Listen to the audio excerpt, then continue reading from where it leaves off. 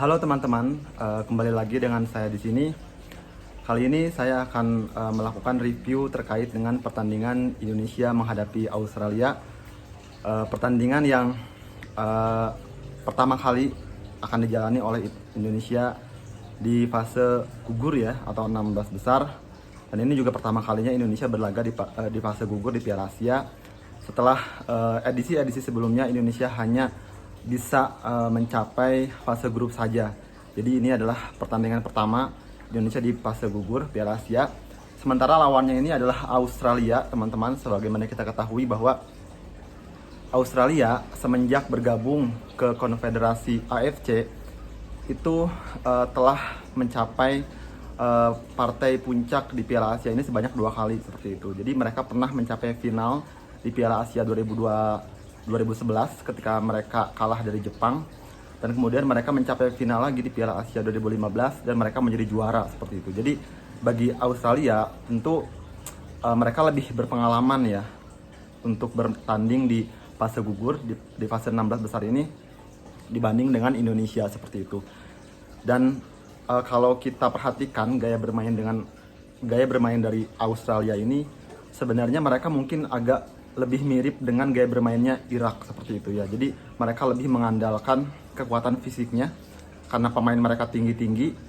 Jadi lebih mengandalkan bola-bola atas, kemudian umpan-umpan silang.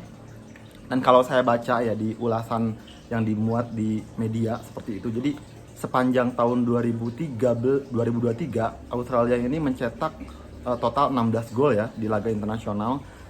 Dan semua gol yang dicetak oleh Australia itu melalui umpan-umpan silang seperti itu. Jadi ini yang harus diwaspadai oleh pasukan Sinteyong, dan saya yakin tim pelatih dari timnas Indonesia pun tentu sudah menganalisa seperti itu. Bagaimana kekuatan-kekuatan yang dimiliki oleh Australia ini.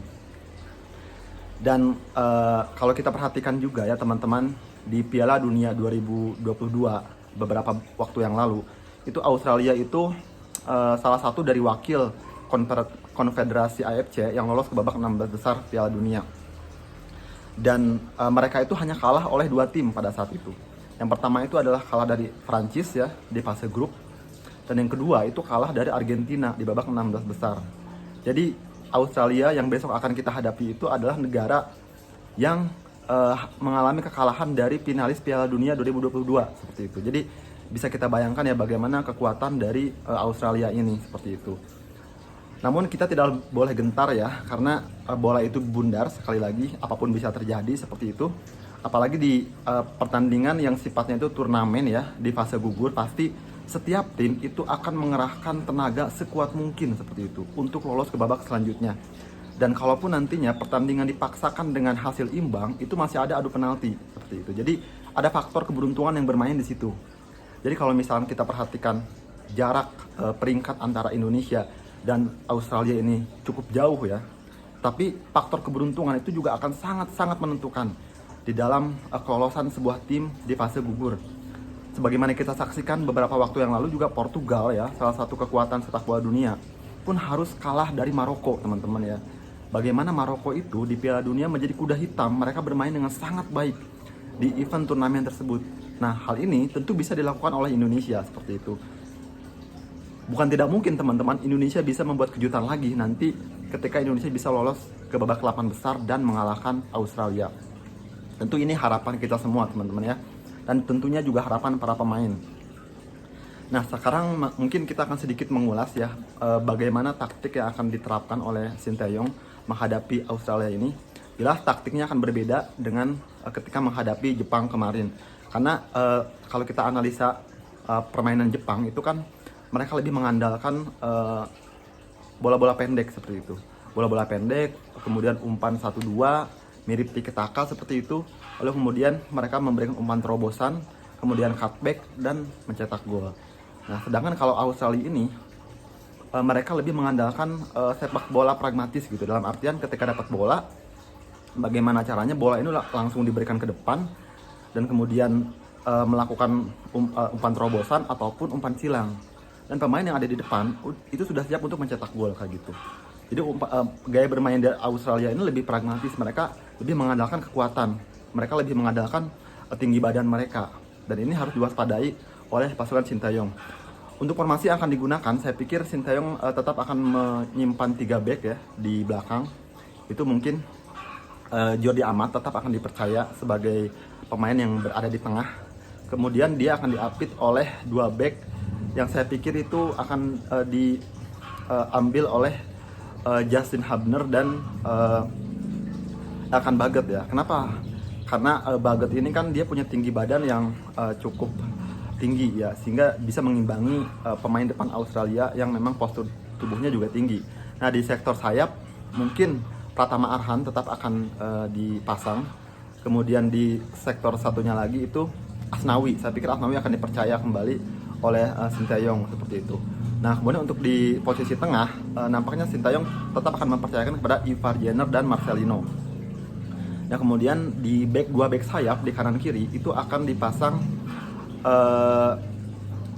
saya berharap Shane Patinama diberikan kesempatan, karena kita lihat beberapa waktu yang lalu itu Egy Maulana Fikri itu kurang perform seperti itu. Kemudian di sektor sayapnya lagi, satunya lagi itu adalah Jakob Sayuri. Jakob Sayuri akan tetap dipasang agar kecepatannya itu bisa merepotkan barisan pertahanan dari Australia. Sementara untuk di sektor depan itu kemungkinan besar masih tetap akan dipercayakan kepada Rafael Struijk ya. Karena Struijk ini selain lincah, dia juga punya determinasi yang tinggi. Dia bisa meliuk-liuk dan mencoba untuk mencari celah di antara barisan pertahanan Australia yang tentunya akan dihuni oleh back-back yang berpostur tinggi seperti itu.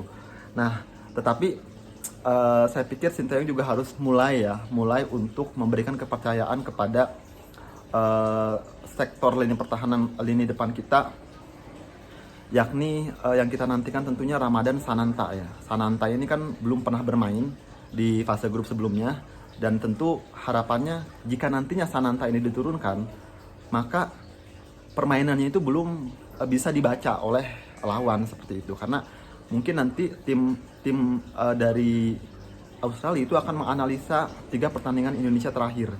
Dan di situ tidak ada Ramadan Sananta, sehingga nanti harapannya Ramadan bisa diturunkan dan bisa menjadi senjata bagi timnas Indonesia untuk mencetak gol ke gawang Australia seperti itu, teman-teman.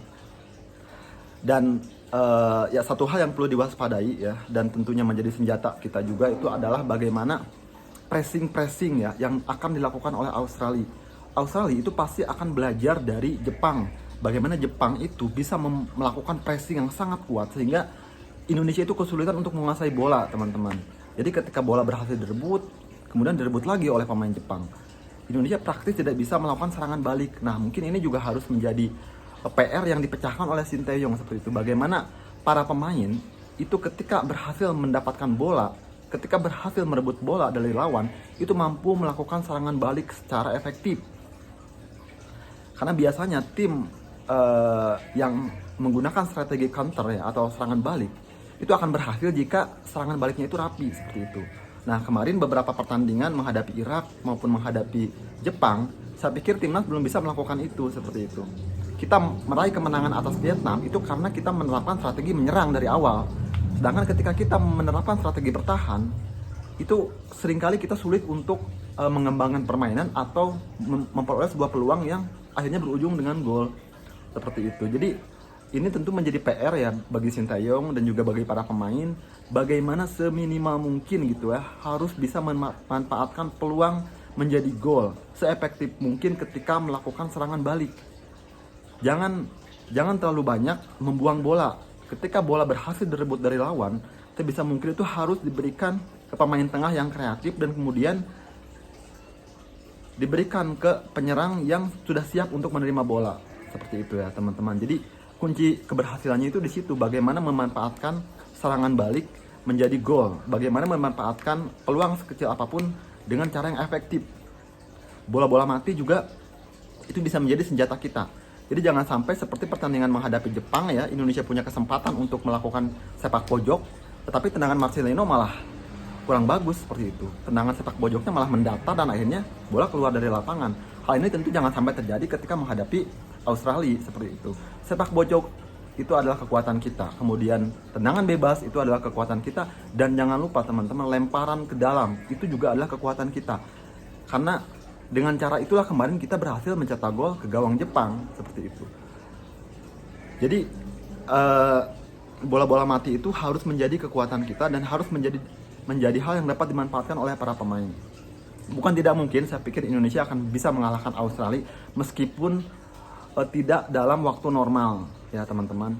Jadi bisa saja Indonesia menahan imbang Australia di babak normal, kemudian di babak perpanjangan waktu dan memaksakan pertandingan itu ke adu penalti dan akhirnya Indonesia bisa lolos. Itu bukan hal yang tidak mungkin.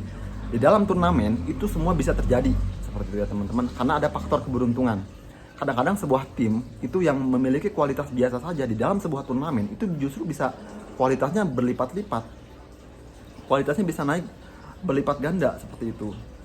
Makanya mari kita saksikan sama-sama, mari kita berikan dukungan, mari kita berikan komentar yang positif ya terhadap para pemain timnas Indonesia, karena mereka telah berjuang secara maksimal. Mereka telah memberikan penampilan yang terbaiknya dengan harapan bahwa mereka bisa memberikan tontonan yang menarik, mereka bisa memberikan kebanggaan bagi pecinta sepak bola di Indonesia. Dan pertandingan akan digelar besok 6:30 ya teman-teman.